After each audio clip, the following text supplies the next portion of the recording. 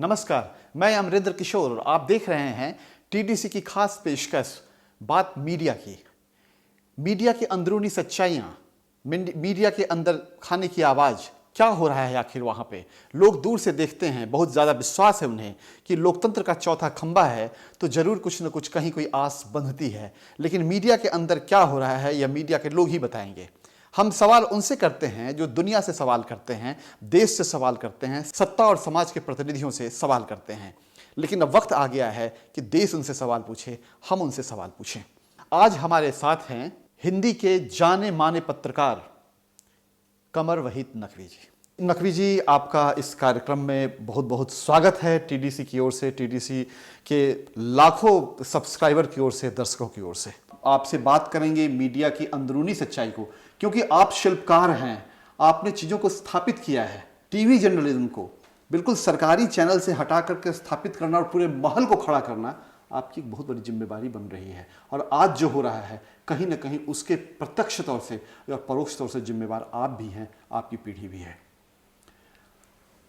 आधे घंटे के प्रोग्राम से आज तक एक आधा घंटा का कार्यक्रम था, जो 20 मिनट का कार्यक्रम 20 मिनट का कार्यक्रम था। दूरदर्शन के प्रोग्राम से, कार्यक्रम से उठाकर आपने चैनल बना दिया। क्या सोचा था, क्या योजना थी, क्या सपना था? ऐसा कोई बहुत बड़ा सपना था नहीं किसी के पास। ये था कि एक ऐसी प्राइवेट न्यूज़ बुलेटिन आए, क्योंकि उस समय तक जो समाचार थे टीवी पे वो सिर्फ सरकारी माध्यम यानी दूरदर्शन पे थे। हम भी सरकारी माध्यम पे थे दूरदर्शन, पर हम डीडी मेट्रो पे थे, ना कि दूरदर्शन पे।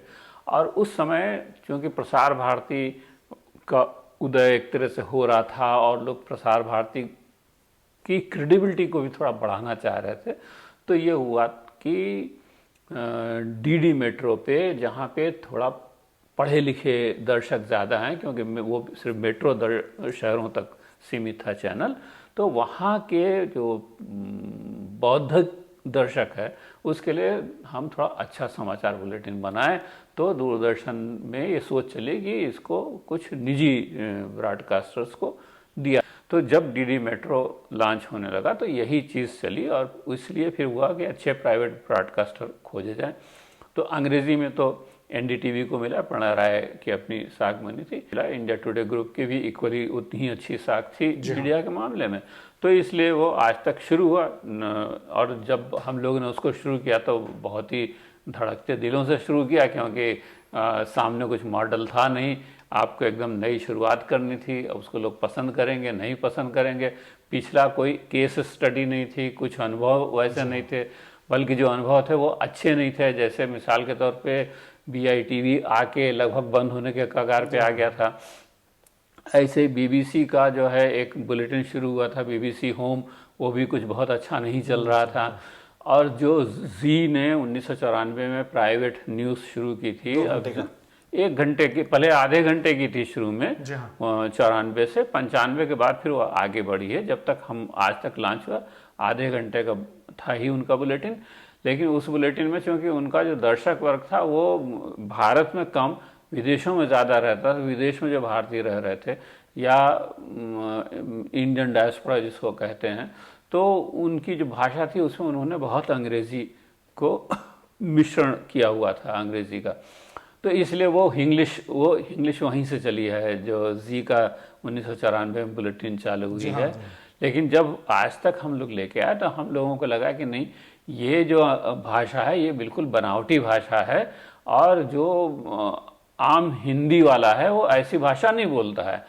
तो मुझे एक्चुअली जो है वो आज तक में नौकरी आज तक की भाषा के लिए मिली थी और कोई मेरा काम नहीं था वहाँ पे, क्योंकि उसके पहले भाषा वगैरह को लेकर के एक तरह से मेरा एक बन गई थी कि भाई ये थोड़ा अच्छी भाषा है, ये थोड़ा जानते हैं। तो इसलिए जब यहाँ पे आज तक लॉन्च हो रहा था तो अरुण पुरी जी की पहली चिंता ये थी कि इसकी जो हिंदी कैसी होगी।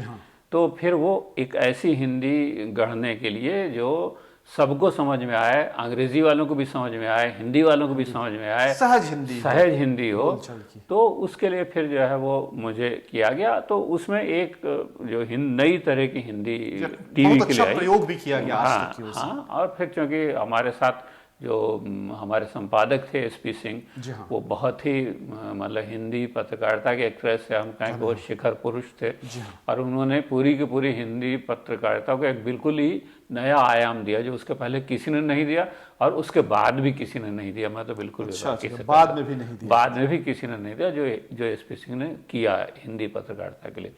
तो उनका जो पूरा मार्गदर्शन था, उनकी जो पूरी योजना थी पत्रकारिता के बारे में, खबरों के बारे में, वो जैसा सोचते थे खबरों की प्रस्तुतिकरण कैसे होनी चाहिए, कैसा विश्लेषण होना चाहिए, उसमें उनकी काफ़ी पैनी नज़र रहती थी। और वो आज तक बनाने में उनका जो योगदान है वो बहुत बड़ा योगदान।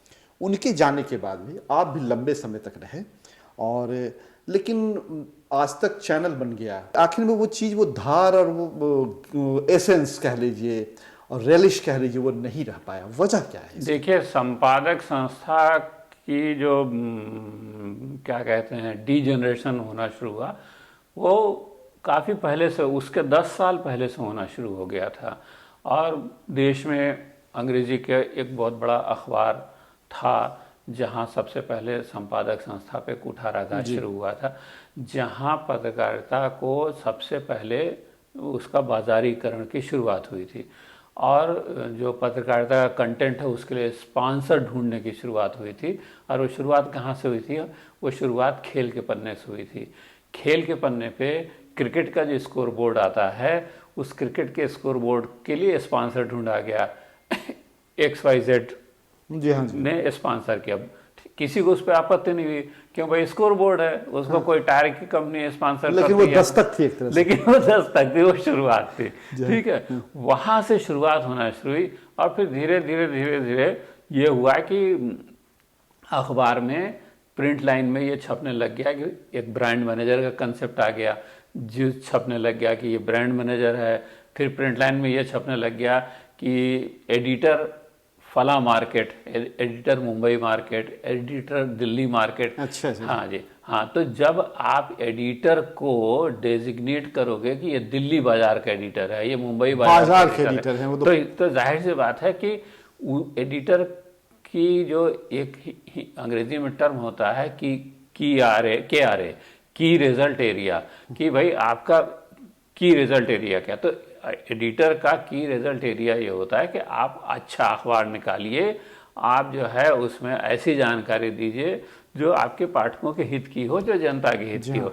लेकिन जब आप उसको किसी मार्केट के साथ जोड़ देते हैं तो एडिटर के जो के आर में ये शामिल हो जाता है कि नहीं, इस बाजार के आप एडिटर हो, यहाँ पे आपका अखबार या आपकी पत्रिका वो व्यावसायिक रूप से सफल होना चाहिए।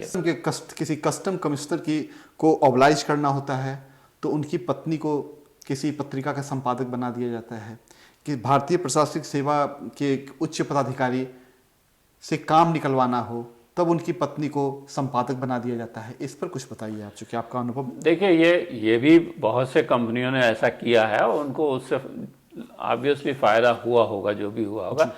लेकिन उसमें मैं ये कहूँगा कि मुझे ऐसे कोई बहुत उदाहरण नहीं मिले कि अच्छा किसी अधिकारी के पुत्र को या पुत्री को या पत्नी को आपने पत्रकार बना दिया तो उसने कोई बहुत ही घटिया किस्म की पत्रकारिता की हो। ऐसे उदाहरण मिले नहीं मुझे, जो जैसी पत्रकारिता आज के समय में हो रही है। एक चैनल में तो 3 भी बहुत ही प्रख्यात है। हाँ ठीक है, लेकिन उसके बावजूद ये क्या था कि देखिए, तब कुछ मार्गदर्शक सिद्धांत थे, कुछ मिनिमम बेसिक बुनियादी चीज़ें होती थी कि एक पत्रकार में ये गुण होना चाहिए। वो नहीं है तो उसको ट्रेंड कर दिया जाता था, उसको वैसे संस्कार दे दिए जाते थे। तो जब धीरे धीरे वो फील्ड में उतरता था या उतरती थी तो वो उसको एक पत्रकार के तौर पे ही निभाया है। और मुझे ऐसा बहुत याद नहीं पड़ता है जिसमें हम कहें कि नहीं जी उसने कुछ ऐसी चीज़ें की। हाँ, पत्रकारों का एक वर्ग जो है वो बहुत समय से लॉबिंग में लगा रहा है और इसकी बड़ी परंपरा थी और रेडियो टेप में भी वो चीज़ें सामने आई हैं। तो वो होता रहा है हमारे मीडिया में लंबे समय से, तब भी होता था और अब तो और ज़्यादा ही हो रहा है। जब आज तक को जब आपने चैनल बनाया, आप लोगों ने चैनल बनाया तो कुछ सोचा, फिर उसके बाद कुछ तय हुई हुई होंगी बातें कि हमको इस ऊंचाई तक ले जाना है, स्ट्रेटजी होती है। तो आज अलग हट करके आप सोचिए कि आपने जो सोचा था क्या वो हासिल हुआ, या हासिल होना है, या राह से बिल्कुल भटक चुके हैं। देखिए, मैं इसमें आज तक कोई वैसा बहुत, मैं उसको माइलस्टोन की तरह लेता नहीं हूँ कि कोई पत्रकारिता का ऐसा माइलस्टोन है कि उसके पीछे कुछ था नहीं, उसके आगे कुछ है नहीं। सर 2012 तक थे आप वहाँ पे। जो बुनियादी बात यह है कि देखिए, हम प्रश्न को थोड़े बड़े प्लान पे लें तो अच्छा रहेगा। मीडिया की बात है, तो मीडिया एक समुद्र है और आज तक उसमें एक एंटिटी है। तो कोई आज तक के आने से एक हिंदी में टीवी पत्रकारिता में एक बहुत बड़ा बदलाव हुआ और एक उसको एक नया चेहरा मिला, नए पहचान मिली, वो तो ठीक है। लेकिन कई हम मीडिया की बात और आज तक की बात को मिला नहीं सकते। तो जो मूल सवाल ये है कि जो मीडिया की स्थिति बनती गई, उसके बाद मीडिया दो हिस्सों में बटा। एक प्रिंट, जो जहाँ से मीडिया की शुरुआत हम समझते हैं हुई, उसका जब टीवी, तो बाद में टीवी के आने के बाद मीडिया एक तरह से दो हिस्सों में बट गया, एक प्रिंट मीडिया, एक टीवी मीडिया। प्रिंट मीडिया में बहुत सारी चीज़ें जो बुनियादी चीज़ें थी वो काफ़ी समय तक रही भी, अभी भी कुछ प्रतिशत हैं, लेकिन टीवी मीडिया में वो चीज़ें धीरे धीरे ख़त्म होती चली गई। और वो ख़त्म होने के पीछे कुछ कारण हैं जिनको आमतौर पे लोग समझते नहीं। एक बड़ा कारण तो देखिए मार्केट है, बाजार है जहाँ पर आप को अब बाजार में के हिसाब से एडजस्ट करना पड़ता है। तो उन जो भी चैनलों की जितनी कमाई है सब अब ज़्यादातर, और ये बाजार समूचे मीडिया पे हावी है। अब टीवी और बाकी मीडिया में क्या फ़र्क है? एक बहुत बड़ा बुनियादी फ़र्क है जिसको लोग समझते नहीं है कि भाई अखबार है, अखबार में 30 पन्ने, 35 पन्ने, 36 पन्ने, 40 पन्ने हैं, 300-400 खबरें छपती हैं। आपको 4 खबर नहीं अच्छी लगी, मत पढ़िए आप उसको। आपको अखबार के 2 पेज नहीं अच्छे लगे, मत पढ़िए आप उसको। लेकिन टीवी की समस्या यह है कि टीवी के पास एक ही स्क्रीन है और एक समय में केवल एक ही चीज़ उस पर दिखाई देती है। आपको अच्छी लग रही तो आप चैनल देखोगे, नहीं अच्छी लग रही तो आप चैनल बदल दोगे, ठीक है। तो इसलिए टीवी को अपने दर्शक को पकड़े रखने के लिए, बनाए रखने के लिए टीवी को कुछ ज़्यादा जो है तमाशे की ज़रूरत पड़ी। तमाशा। जी हाँ। और ये तमाशा सिर्फ भारत में नहीं है, ये तमाशा तो जहाँ से टीवी इवाल्व हुआ पश्चिम से, अमेरिका और उन सब जगहों पे वो तमाशा है, और वो तमाशा वाले चैनल वहाँ अभी भी चल रहे हैं। लेकिन चूंकि इसमें नयन सुख है, आँख से देखने की बात है, तो जहाँ आँख से देखने की बात है वहाँ आपको कुछ अट्रैक्टिव चीज़ चाहिए, कुछ आकर्षण चाहिए। मीडिया का तो बहुत ही सवाल बहुत ही कॉम्प्लिकेटेड है, और ये कॉम्प्लिकेटेड इसलिए है कि इसके ऊपर बाजार का इतना नियंत्रण है जिसकी कल्पना लोग नहीं कर सकते। अब आप सोचें कि जो लोग चैनल चला रहे हैं, जो चैनल के मालिक हैं, वो चाह रहे थे कि टीआरपी हमको हफ्ते के बजाय महीने की टीआरपी मिले। प्रोसेस सारा वही रहे, वही मीटर हैं, वैसे ही आप डेटा इकट्ठा कीजिए, लेकिन उस डेटा को हफ्ते के बजाय महीने में दीजिए। टाइम को इससे एतराज़ था क्योंकि टाइम को का इंटरेस्ट क्या है? एडवर्टाइज़र को तो वीकली टीआरपी चाहिए, तो टाइम ने मना कर दिया कि नहीं जी ये संभव नहीं है, और नहीं संभव है। तो जो मैं कह रहा था कि ये टीवी मीडिया पे बाजार का जितना नियंत्रण है कि संपादक को तो छोड़िए, संपादक तो नौकरी में होता है। समझ रहे हैं? जब उस चैनल, हाँ, जब उस चैनल का मालिक वही चाहता है कि टीआरपी हफ्ते के बजाय वीकली के बजाय मंथली हो जाए, और उसके चाहने से वो नहीं होती। और एक मालिक नहीं, मालिकों की संस्था जब ऐसा चाहती है और नहीं करा पाती है, तो आप समझ लें कि बाजार की टीवी के मीडिया के ऊपर कितनी ज्यादा पकड़ है। मध्य प्रदेश में आपने देखा होगा कि पिछले कुछ दिनों में 28 मजदूरों ने आत्महत्या कर ली। ये खबर कहीं नहीं है। आपके समय में खली आया, पूरे दिन भर खली आया, खली आपका टीआरपी दे रहा था, उस समय आप भी नहीं कुछ कर सकते थे। सहमत हैं सर इससे आप? बिल्कुल सहमत है। मैं तो आपको कहा कि देखिए, जब आपका पैमाना ही टीआरपी हो कि टीआरपी के कारण ही आपका चैनल चलेगा, टीआरपी के कारण ही आपको पैसा मिलेगा। तो जहाँ से टीआरपी आ रही है वो आपको लानी पड़ेगी। अगर आप नहीं लाओगे टीआरपी तो आप किसी काम के नहीं हो, चैनल भी डूबेगा, आप भी जाओगे वहाँ से। तो मूल बात यह है कि भाई हम जो जन सरोकार की बात आप कर रहे हो, मैंने आपको पहले बताया कि जब जन सरोकार में जब दो चीज़ है कि साहब पब्लिक इंटरेस्ट की चीज़ है, पब्लिक इंटरेस्ट में है या पब्लिक इंटरेस्ट की चीज़ है, ठीक है, कि एक चीज़ पब्लिक इंटरेस्ट में है कि पब्लिक इसको देखने से पब्लिक का फ़ायदा होगा, एक चीज़ ये है कि ये पब्लिक की दिलचस्पी है कि ये पब्लिक का इंटरेस्ट है देखना। तो जो मीडिया है वो शिफ्ट हो गया कि वो पब्लिक इंटरेस्ट में है, इन पब्लिक इंटरेस्ट के बजाय ऑफ पब्लिक इंटरेस्ट हो गया। समझ रहे हैं? जी हाँ जी। तो मोटे तौर पे, और ये चीज़ धीरे धीरे करके लगातार ख़राब होती जाएगी। और वो मैं बात बहुत दिनों से कह रहा हूँ, कारण ये है कि गूगल ट्रेंड्स है, ट्विटर ट्रेंड है।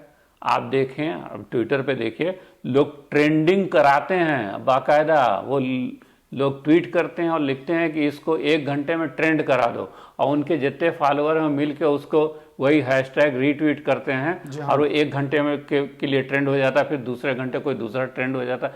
तो जब आप इस तरह से कोई विषय को ट्रेंड करा सकते हो और करा रहे हो, तो ऐसे में जो विषय ट्रेंड हो रहा हो, जिस पे बहुत सारे लोग लगे हों कि हमको इसी विषय पे कंटेंट चाहिए, तो मीडिया उनको वही कंटेंट देगा जो ट्रेंड कर रहा है या ट्रेंड होगा।